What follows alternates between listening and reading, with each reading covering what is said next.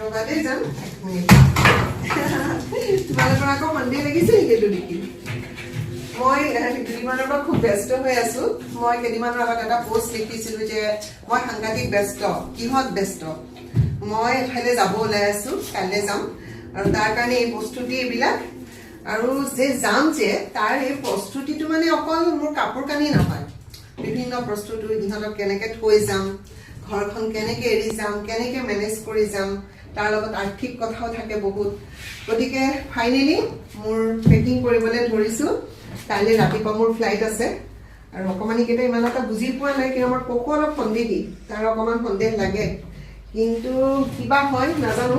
এতিয়া মই পেকিং কৰিবলৈ লৈছোঁ ফুৰিবলৈ যাম বুলি ক'লে এটা কিবা এটা সাংঘাতিক ফূৰ্তি লাগে অকল মোৰ নহয় সকলোৰে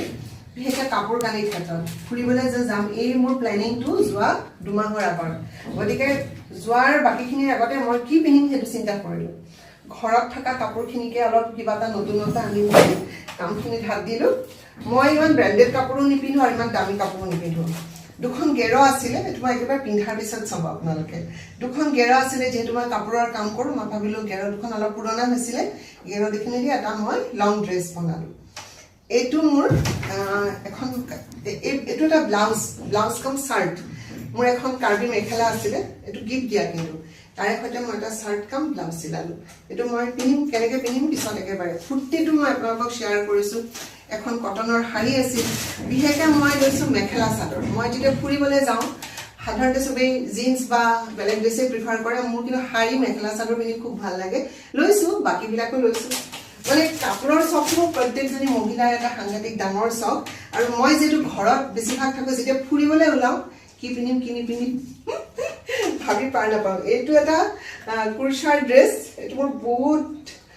মানে বিৰাট ভাল লগা কিন্তু মই আজিলৈকে পিন্ধা নাই আজিতো কিনা মোৰ নাই বোলো 4 বছৰমান হ'ল ট্ৰেড ফেয়াৰ কিনিছিলোঁ এইবাৰ লৈছোঁ চাওঁচোন মানে ৰং বিৰঙী পোচাক লৈছোঁ যেতিয়া মিলিও যাব পাৰে কিন্তু মই খালি কিনাৰ ভিতৰত মিন্ত্ৰাৰ পৰা এটা একদম কম দামী টপ এটা কিনিছোঁ এয়াই কিনাৰ ভিতৰত বাকী চব ঘৰত থকা কাপোৰবিলাককে মই বনাই লৈছোঁ খালি এই দুটা ড্ৰেছ মই যোৱা 2 মাহৰ ভিতৰতে চিলাই ৰেডি কৰি থৈছোঁ এতিয়া কথা হৈছে কি মই কলৈ যাম মানে মোৰ কিছুমান মানুহৰ চইচ থাকে ন প্ৰথম চইচটো আছিলে মোৰ